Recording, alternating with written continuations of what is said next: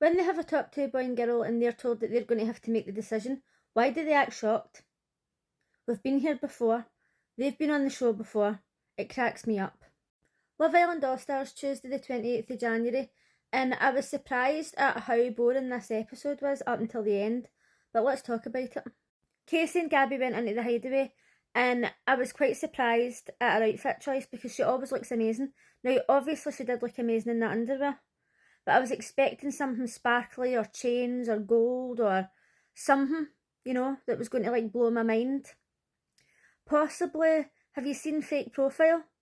And the lassie's dancing about and she's got this like sparkly red amazingness on. That's what I was expecting for Gabby.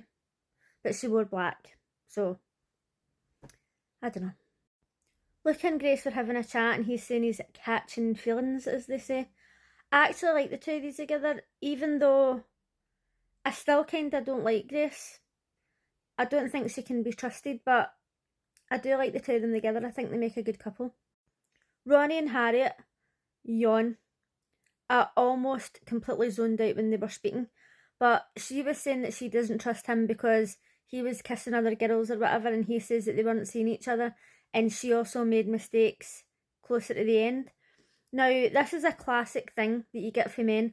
They'll push you and push you and push you, and they'll do something wrong, they'll kiss other people, but then as soon as the woman does it, he's like, oh, I see the error of my ways, because some men, not all, think that they can push a woman as much as they want and she's just got to put up with it.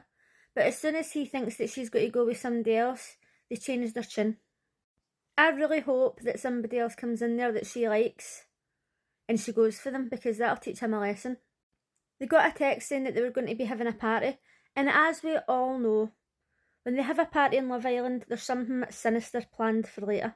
Considering it was a party, the conversations were boring as fuck, but what I will say is, see when they usually bring a singer in, and it's like the whole episode is about the performer and they sing like 3 or 4 songs, and I'm like, what the fuck, man?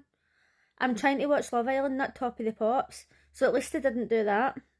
Elma was saying to Gabby, I just want somebody with a sense of humour who can make me laugh. They don't even have to be gorgeous. Well, you don't say. You fancy Ronnie, for fuck's sake. Another thing that I want to say that's not really related to Love Island, but see this dress that she's got on, I think that she had this on the night. And years ago when I was skinny, I bought a top like this, and it was in clearance, and it was £280 down to £60. And I wore it out once, right, but I had it for months before I ever wore it out, and I caught it on something, and I got a big massive hole, like right there. I seen this on her the night, and it was bringing back flashbacks. I was absolutely gutted. When Ronnie was talking to Elma, and he says that he didn't cheat on her, but he did say to Olivia that he messaged her and him and Harriet weren't going out. This is the thing again with some people, not only men, but they'll be seeing somebody and then they'll message other people and they'll just be kind of using that person until somebody else better comes along, and then they just dump them. And then it'll just be like, oh, but we weren't boyfriend and girlfriend, so it's alright. It's absolutely fucking pathetic. She obviously hadn't agreed to the fact that they were going to be out meeting other people and kissing other people, and he is just a fucking skis bag. So Maya came in and she was revealing the top boy and girl and the bottom 2 boys and girls. And when I voted for my favourite, I voted for Curtis and Tina. And one of the reasons I didn't vote for Luca is because I thought there's no way that he's going to win the top boy, especially after the whole situation with Scott, because there's a lot of conversations going on in TikTok and people are saying Luca's not changed for last year, he's jealous of Scott. Okay, if you say so. So that was the only reason I didn't really vote for him. But then when they said Elma was the favourite girl, I thought, what, are they only voting for her because they feel sorry for her? Her actions, I've not really liked her actions at all. I think that she's a nice person, but I was really surprised that she got the top girl. Then when she was revealing the bottom girls and she said Tina, I was shocked. Like, what has Tina done? I think she's been nothing but nice since she went in there. Obviously people are really disagreeing with me. Let me know in the comments how you voted for your top boy and girl. Did you expect Tina to be in the bottom? I really didn't. I kind of had a feeling that Kaz was going to be in the bottom because I feel like she's went in there for the right reasons and she's trying to meet somebody and she's putting her all into it. but at the same time it kind of feels like she's willing to put her all in with anybody, no matter who it is, and that wasn't really a good look. When Montel and Naz were in the bottom, I wasn't surprised whatsoever. I wasn't surprised that Naz was in the bottom because he's not really done much, and Montel, like, I kind of even forgot that he was in there. I know he's been speaking to Kaz, but when they two are chatting, it's just kind of boring and I zone out, and I know that he has been on screen and he's been getting screen time and all that, but I don't know, I wasn't feeling it. When Maya said that 3 people would be leaving and 1 would be staying, and it was up to the top 2, they're like, oh my god, shock. How many times have we been in this situation? Why do you think there's a top 2?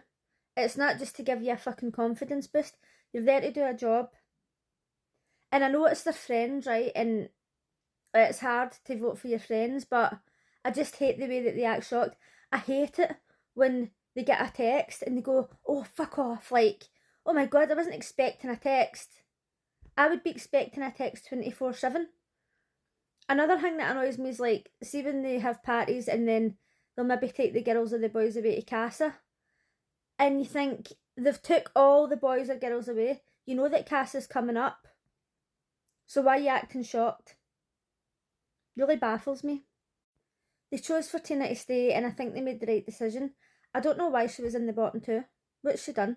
I don't know if it's because she's quieter than some of the other people, but I really don't even think she should have been in the bottom. Obviously, Kaz and Marcel, they went out together because they were coupled up anyway, and Naz hasn't really done much. So I feel like if they'd have kept anybody else in, it would have been unfair. Tomorrow night we've got 2 new bombshells, Sammy, and I didn't recognise the other person, so if you know who that is, let me know in the comments. What did you think of tonight's episode?